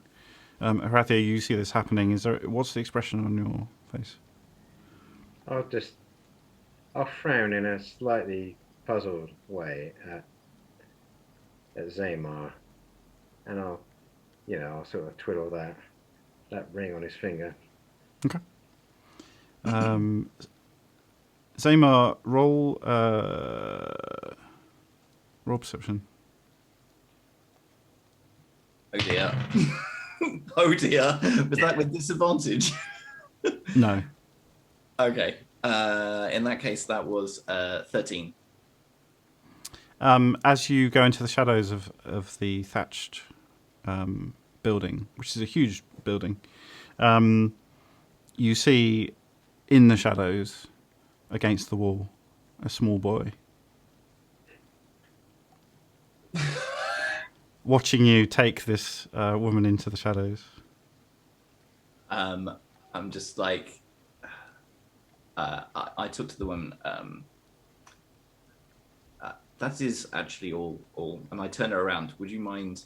And then I sort of gently guide her back out. A moment. And I produce a gold coin from or a silver, a piece of silver, and I'll place it into her hand. I need your hut for a moment, please. And then push her away. And then I turn round, and on one hand, I look in and keep my eyes focused on the inside of the hut. And on the other hand, I raise to Horathia outside of the hut and go and sort of go like this while keeping my face completely impassive over there. You're pointing to this hut, were you? Yeah. I'm pointing inside. Shadows, I'm going like this. And then, but I stand and then I fold my arms and then again. And I talk to, so I talk into I talk to this boy in the shadows. All right. So just to catch up with what everyone is doing, we had a message from Lachasse, who likes stirring the pot, especially in these moments. Oh my God, what's he doing now?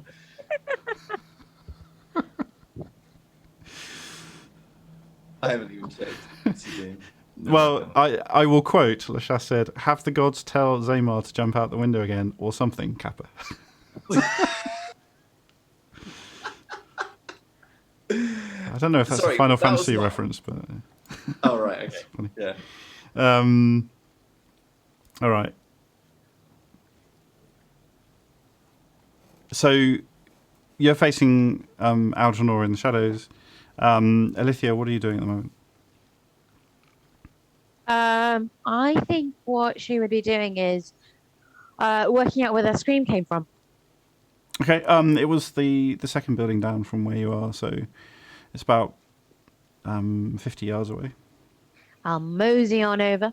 Okay. Adalbert? I was picking the book up from the floor, making sure the spine hadn't been damaged. Roll a luck dice. A luck dice is just me asking them to roll something that often the DM would roll, but I find it more amusing when the player rolls. 7. Oh. You see? Amusing. The book landed exactly where it shouldn't land. It landed not on the spine, but on the bottom of the spine. So as it hits the ground, the thick leather that's pushed into the back of the spine is pushed up slightly. So there's now a dent at the bottom of the spine. That hurts me. That's me. Just gonna say somebody's hurting in this, and it's not Olivia. No, like me, Mads. Oh right. Aldri kind of sighs and kind of sits down. They've got this. Everyone's rushed off. Yeah. Yeah, they've got this. He's going to try and do what he can to kind of flatten out the spine and, do so much of trying to get back to the pages he was talking about. Okay, roll intelligence. Straight intelligence. Yeah. 18. You think it needs repairing? It has to go to the one of your friends. Yeah. All right. Samita? Well, I didn't get a follow-up yet on the if there is any follow-up or not to the message I sent. So there is no direct follow-up, no. Okay.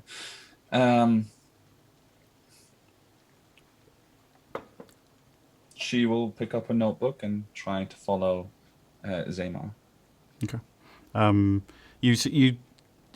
It's difficult to get the timing right, but you do see him go into the shadows with a woman, and then the woman come out, and then see him gesticulating towards Harathi, although the angle's a bit tricky. Okay. And then Harathi, are you going over to Zaymar? Yeah. Okay. So you're both going into this hut, right? This house, rather. All right. So Algernon was not inside the house; he was outside in the eaves of the thatch.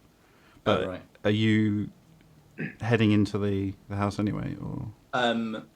No, I mean I will walk to a position where I can see him clearly, and that Harathia can stand alongside me, and we can all see each other. But ideally, it would be off of the main street, so we're not making too much of a spectacle. But I assume I'm looking down the side of the hut or whatever. So I don't know. All right. Algernon gives you a big grin.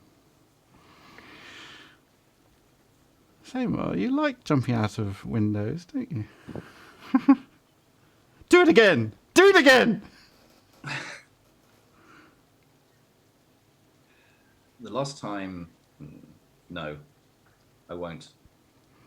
Stupid question. I assume I can't see or hear any of this. No. As you walk over, the shadows are empty, and Zaymar is talking to an empty space. There's some baskets and bits of dried rushes packed into the baskets on the side underneath the eaves, but there's nothing else.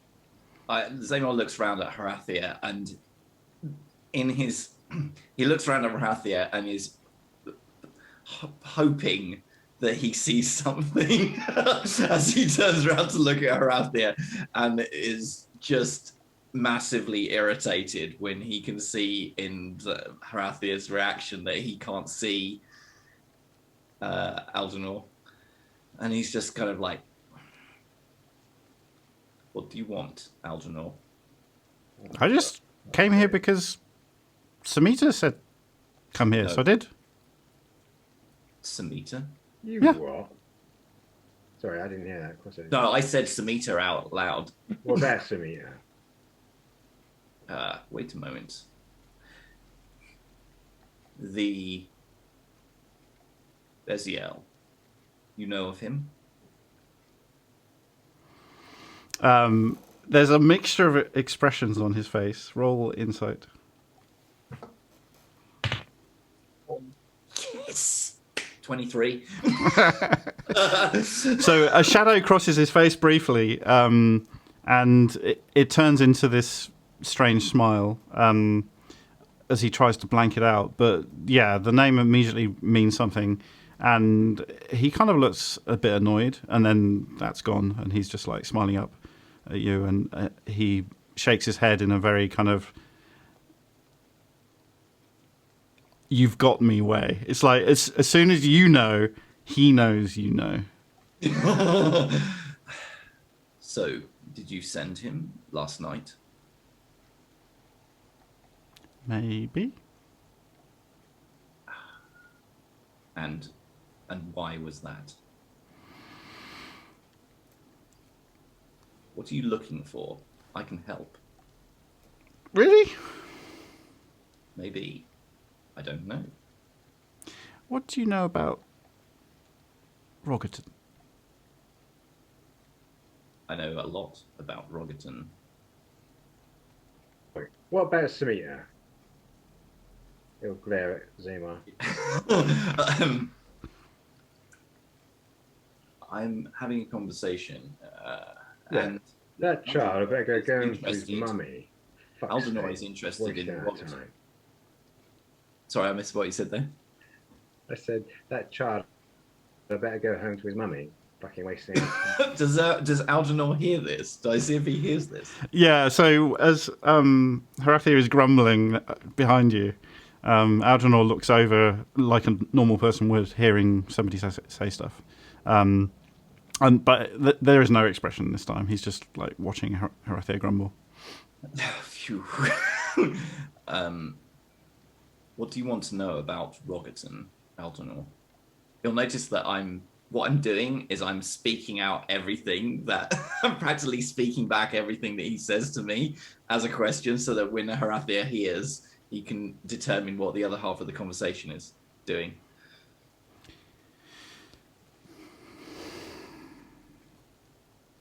You've been. I have. It's hard to forget. What did you see? Well, let's just say that I could tell you, but maybe you would have to, I don't know, call off the armies that you're sending this way. Oh, but there's so many of them. Have you seen how... Oh, no, you can't see anything. I have not seen any of them, Algernon. Why send them here? Why not send them elsewhere? Trillion means nothing to you. No, but Rogerton is great. And as he smiles up at you, and the after effects of this heartbeat start to leave your body, you notice that around Algernon, the shadows have lengthened, and there is mist starting to come out of the bricks and the thatch. We will end the session. No, can we play some more? Please, can we play some more? What? We've got corruption at our door. Oh, I just want God. to stick this child on, like, with two swords at the same time. Oh, man. Oh dear, oh dear. Well, Zamo's actually, like internally, Zamo's feeling quite happy with himself right now. He's got some quite. That was rather good. Yeah, nicely done. Oh my days. Oh dear, oh dear. That was quite useful, the chasse. Yes. Thank you. Thank you. Like, you set up the best moments. I like the fact there's a lot of synergy between what the chasse is asking for in chat, but also what the players are as well. It's, yeah. I would say it's not just one person's fault at this point.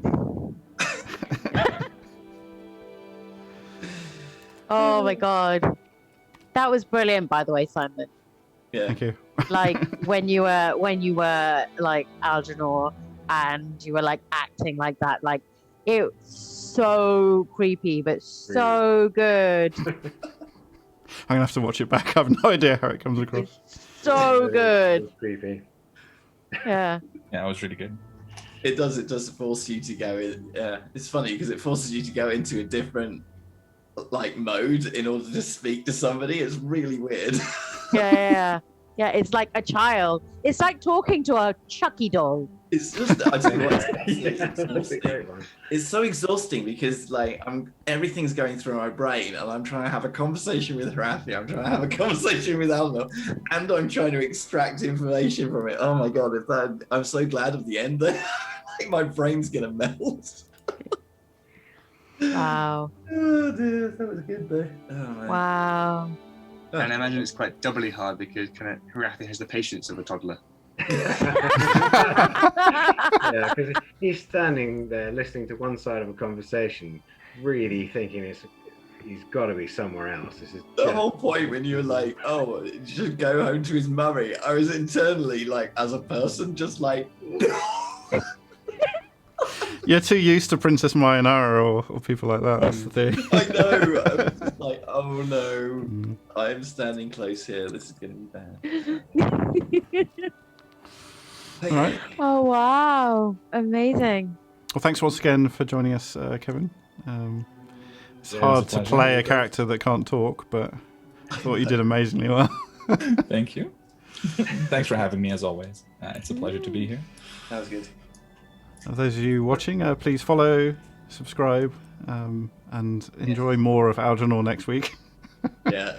We'll be starting with that at the beginning of next session. Yeah. Um, What happens to us? In the meantime, we will now go into Q&A when I'm going to ask each player some questions. Feel free to put questions in chat about last session or this session. It's up to you. There was something else I was going to say, but I forgot what it was. Yeah, so I'm just going to turn off the reminder about that.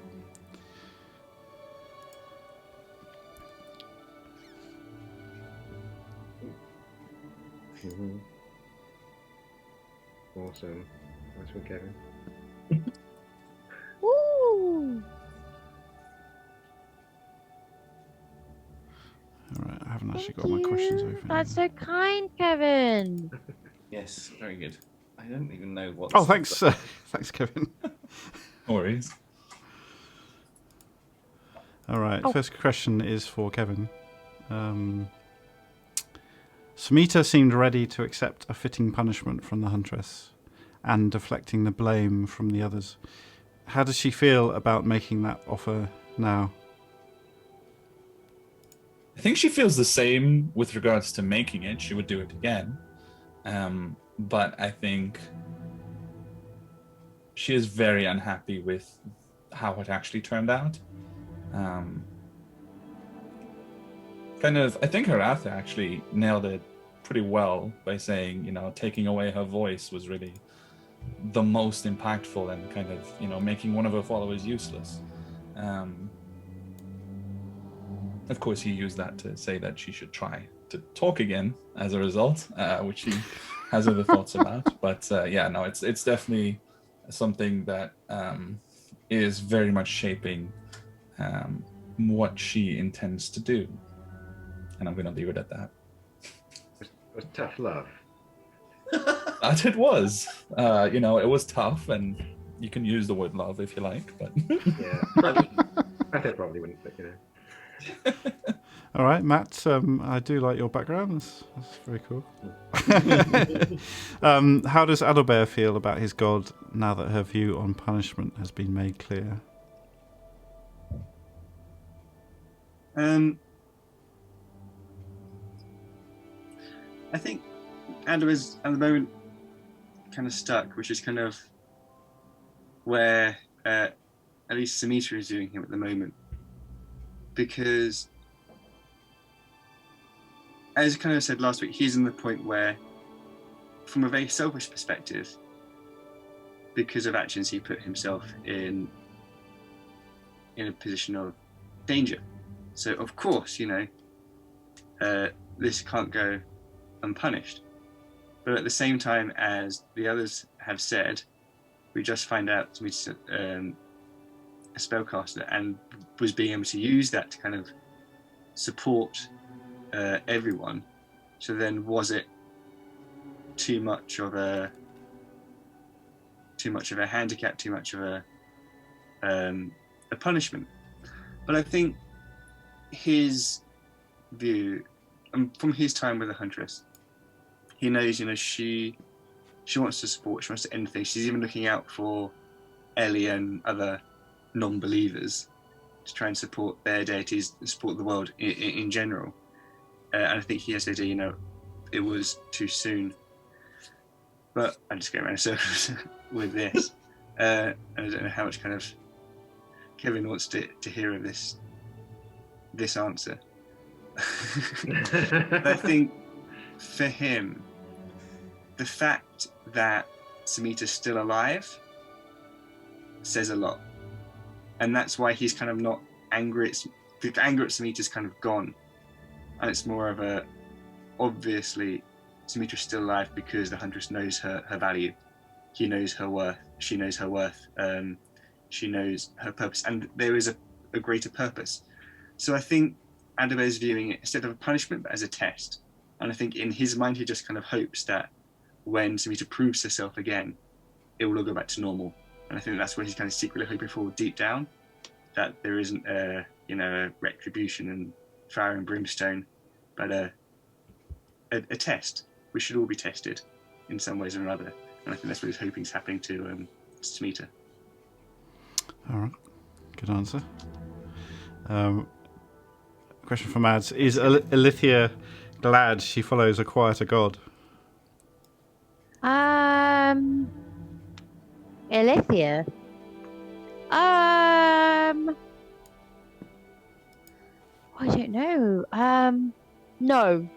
Just because, this is going to sound really, really lame. Basically, when parents discipline you, they still do it because they care. And it's to kind of, make you grow and develop and learn.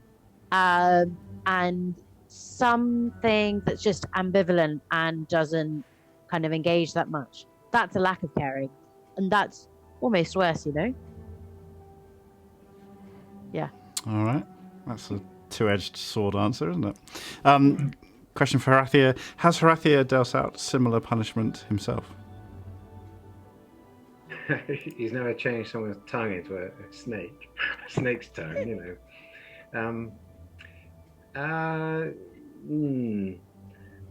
He's probably been fairly ruthless, yeah.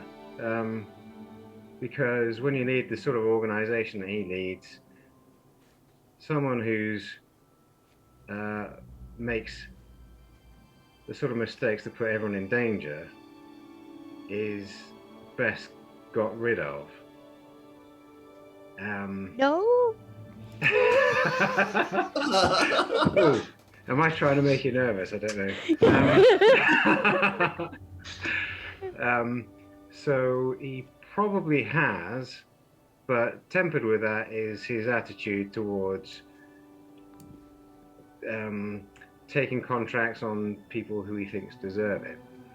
So he can mete out different punishments, but if you're in a really tight spot and it's life or death. If someone is, that you're working with as a threat to you and your mission, then you put them down in some way, shape, or form. So, so I suppose trying to link it back to Samita, the equivalent sort of punishment that Harathia would be capable of meting out would be sort of breaking legs or chopping off a hand or something.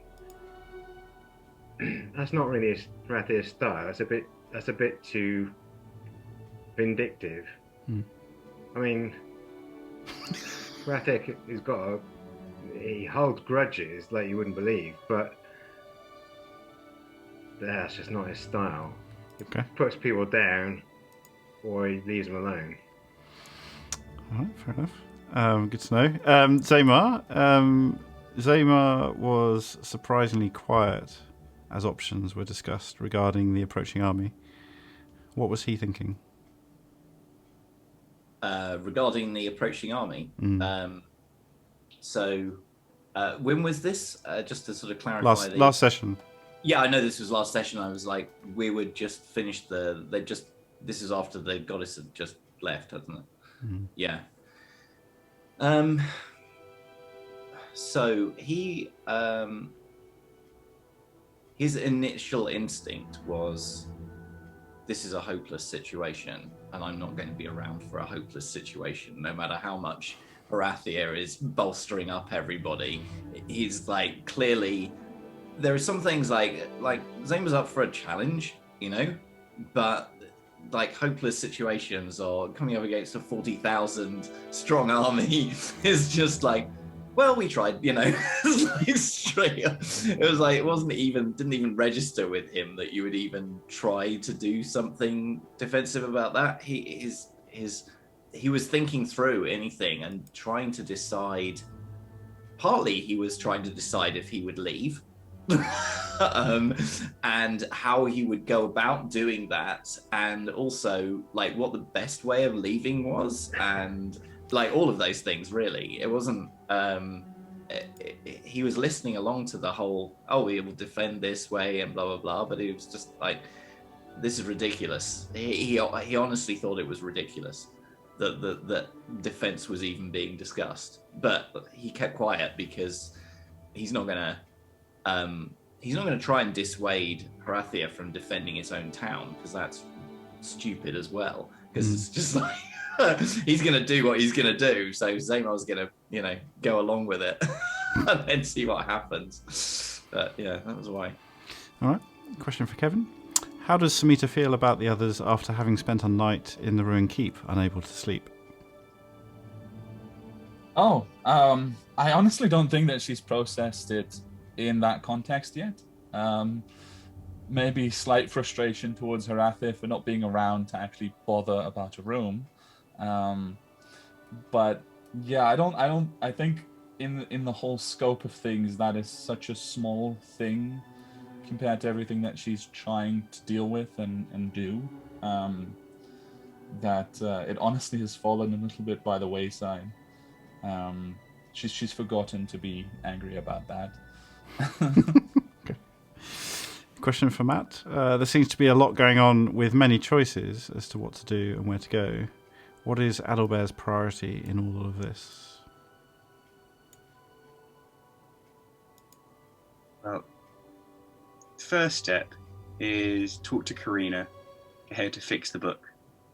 It doesn't matter what we do if history isn't recorded. Okay. Books are important. In terms of his next steps and where he'd like to go next, I think for me, Adalbert, he wants to. I mean, if it was up to him, he'd go off to libraries, collecting books, collecting knowledge, because Samita was completely right when she kind of highlighted that we can't start a fight without knowing what we're up against and where it's going, what it's going to do. And knowledge is power. So I don't think he minds where they go, as long as he's able to learn something from it, and it isn't like a path to instant death. All right. Question for Mads. Does Alethea feel the same way about trying to make friends with plants as she does with the people around her? No, because plants are easier to talk to.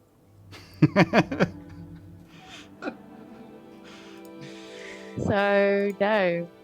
Plants are friends. People could be friends, but they don't like them much. All right. Question for Horathia. How does Horathia feel about a planning session in general? Yeah, it's painful. Yes, no, it is painful.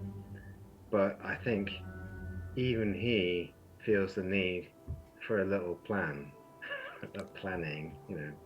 All right. So I think he'll put up with it, but like the chairman of a meeting who just wants to get home, he's going to be moving things along as fast as he possibly can. All right. When the huntress dealt out her punishment, Zamar, what did Zamar learn about her in that moment? Zamar actually had a load of really not exactly conflicting. Let me see what I can think about how I can say this. Zamar had a whole bunch of flashbacks at that moment when she dealt out the punishment. And he changed gears when he watched her do that display. I think it's probably about the best way I can describe it.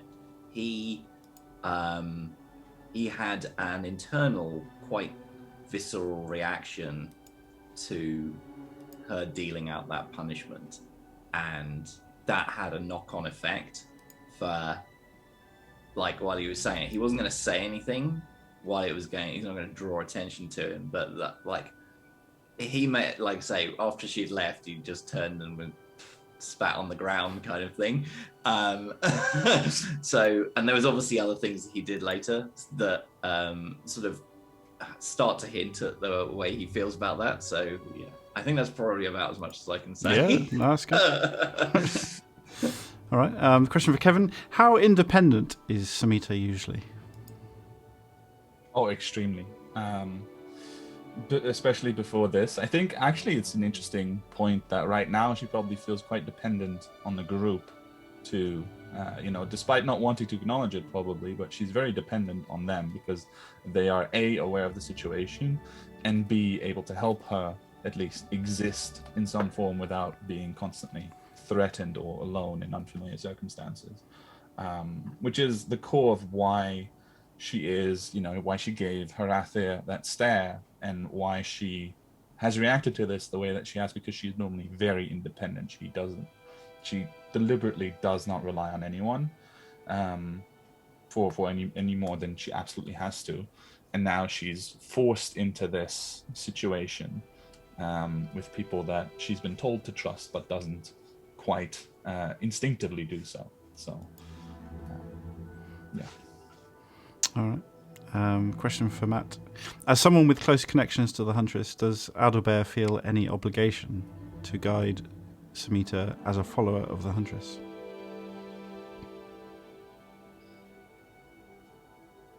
I think I like Adalbert. I don't think he does. I think he recognizes, Samita has demonstrated throughout she trusts and follows the Huntress.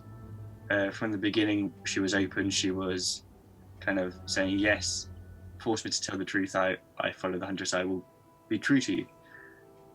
So I don't think he has any doubts about her commitment or guidance. It was just one mistake. I think is how Adalbert views it. Okay. question for Mads. Alithia seemed to have a lot of empathy for the Huntress's reaction, even if she didn't agree with the punishment. Is that because of her religious background or something else?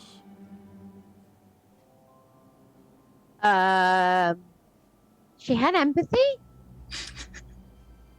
You were actually explaining why the Huntress did it to the others. Oh, okay. Sorry. My brain's gone. I'm feeling a bit sleepy now. Because the fact that she was kind of pulled into something and that sort of stuff. I don't think that's so much empathy as more kind of like an understanding of behavior. So Alithia has been around for a while, let's say. And although she is like pretty naive when it comes to like socializing, I think she has seen at least how people in power in the in the other places that she's been at, and I think as a result of that she's got to understand like why big boss behaves in a certain way. I don't think it's necessarily empathy for it. It's just like okay, so this is done because of this. But like Alithia would never ever be do something like that. Like regardless of whether you piss someone off or not and you cause a problem, like that's just, it's quite cruel. It's really cruel what's been done to Samita. And like I think it's going to be really interesting seeing how I'm actually really excited for this, seeing how Samita kind of deals with it, because obviously understandably at the moment she's dealing with trauma, but I think it might be really, really interesting to see that, does she kind of go down the route of like searching for a way to speak, or does she kind of embrace it almost and be like, yeah, the Huntress has done this, and then she becomes like mute and unable to speak, but finds other ways around it. But that's still very cruel to do to someone, like inflict that amount of trauma. She ain't here for that. Yep. Lack of no empathy for it yet. All right, a question for Horathia. How much does Horathia feel like the leader of the entire village right now? A lot like that. In fact, that's what he thinks he is. This village is here because of the ruined keep. He's the leader of the gang that's based at the keep, therefore he's the leader of the village as far as he's concerned. I mean, they may have some sort of mayor or something for all he knows, but what's he in comparison to Horathia? All right. Question for Zaymar. What is Zaymar expecting to find in Rogaton? Oh dear, what is Zaymar? I don't know. Not a mouthful of bloody water. I don't know. To be honest, actually, Zaymar is incredibly not looking forward to going back to Rogaton, and it seems that everything is steering them back towards it. And he had such a horrible time last time he was there. He is not looking forward to going back. He will go because of reasons, but he is definitely not looking forward to going there for the thing, because of the things that happened the second he was okay the first time he went. The second time was much, much worse for other reasons that I suspect we might find out. I'm just hoping that it's changed again and that it's not the same as it was last time, because last time was pretty bad. So yeah. All right. Question for Kevin. Final question for Kevin. Samita was probably not expecting things to go this way, but what was Kevin expecting before joining these sessions? Also, definitely not this. I knew things would get strange because Samita came in from a background in which she still had a worldview that didn't incorporate any of the things that she's encountered so far, or at least not to the nowhere near to the degree. So she's learned a lot. And in terms of expectation, I think it was both met in the sense that it was a lot of new things, and figuring out how Sumita or Reina would deal with those things has been a lot of fun. But what those things have been so far, I could have never predicted. So, it's been amazing. And Simon, my compliments. It's just been brilliant. But I could have never, ever expected anything. I was just in for the ride and just seeing what's going to happen based on Sumita's very normal, very not appropriate mission of you just go there and find out what the defense is like. Sure, that's what this is about. Okay. That's a real suicide mission. Yeah, exactly. Question for Matt. So, is Adalbert going to go with the giant box to fit in 40,000 people idea, or the corruption ritual for 40,000 people? I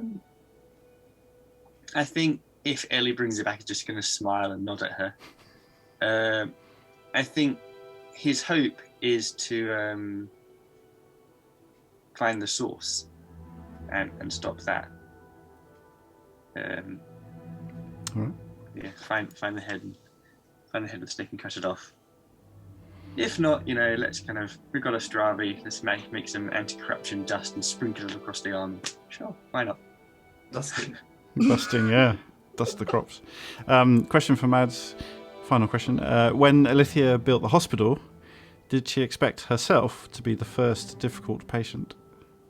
No. Oh my God, no. I think she was expecting Adalbert to be Yeah, patient. That is bloody brilliant. That's a great question. That's so brilliant. Yeah. Then followed by probably Harathia, actually, because he doesn't get help when he needs it. Yeah. And then least likely would be Zamar, because he runs away. And he's smart about it. All right. Yeah. Final question for Harathia. Would Harathia ever consider multi-classing into wizard? Oh! Dear. Sorry, wait a minute. Are we sure that Harathia is not a wizard already? I hesitated in asking this question for that very reason, but Nice. So, no, that's a flat no. It's never going to happen. Why? What on earth would lead anyone to believe that you might dabble in the mystic arts? It's so far from his ambitions and expertise and inclinations. It just couldn't be less likely. Fantastic. all right. And final question from Lachasse for Zamar: is Zamar likely to develop a crippling fear of windows? Why would I develop a crippling fear of window? Look, jumping out of a window on the ground floor is fine. It's the jumping off of a very large roof into a boat full of forgotten tribe. That's what will kill you. Can we do that? Speaking from experience, yeah. Lady Durame's tower, I suddenly had oh god, that was terrible. Yeah, that landing in the middle, literally jumping off a 2-story thing into the middle of a boat full of forgotten tribe. That was yeah, he still has nightmares about that. That was extraordinarily bad. I have a quick question though, which is for Mads. Does anybody? Obviously, we had such a great map with the hospital and stuff. Did you have any say in the layout of the Kiva or anything like that? All right. I was just amazed at just the huge amount of work done on the floor map. It's amazing. It's amazing. I know the people watching can't see it, but right now we can actually see it on one of our screens. Yeah. And it looks awesome. Yeah. I had sent Simon some stuff in the past. Yeah, the hospital is based on your diagram. I did change it, but it is based on your original plan. And I think it's amazing as well. As Ellie was describing it earlier, this really, really big building. I was looking at some of the buildings around it, and they're even bigger. This is a huge site, and So much work has gone into it. From, literally, can you like? I want to like to. Oh my god, what is that large wine glass area over there in the middle? That is the central atrium of the commander's building. Wow. Wow. Where they receive guests, special guests and things. I cannot believe they have been busy little bees. Huge. Like, that is just such an amazing map. It's by Maps and Quests, isn't it? Yeah, Maps and Quests. And It's amazing. I originally wasn't I thought there might be some combat there fairly soon, but it hasn't happened yet. So Wow. there we go. Give it a couple of weeks or 3. Yeah. Yeah. Yeah, or just No, wait. 40,000. Or just wait for Alithia to not get chucked out of a room. How are you going to get 40,000 tokens on this map? That's what I want to know. Oh no. Yeah. Yeah, I think that might bring Tabletop Simulator to its knees. Bring me to my knees. Yeah. All right. Well, I think we'll wrap up there. Thank you very much for watching. Do you want to give any shout outs, Maz? Yeah, a couple of things before we raid. Are we raiding? Yeah, we should do. Yeah. Yeah. While you're talking, okay. I'll check. Sure, no problem. So thank you, as always, to our wonderful viewers. We love you very much.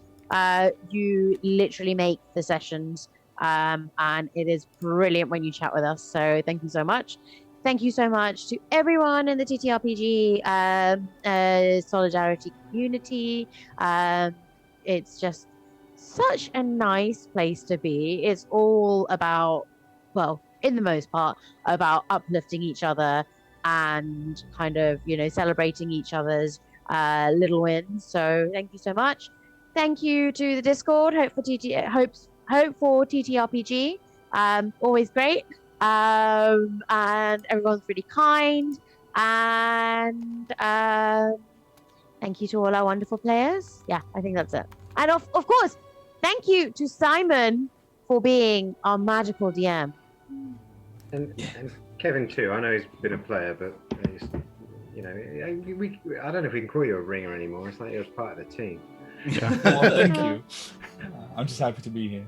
It's amazing. All right, cool. I'm going to raid check these out. So I've started that now, and it'll kick off very shortly. And thank you for watching again, and we'll see you next week. Bye.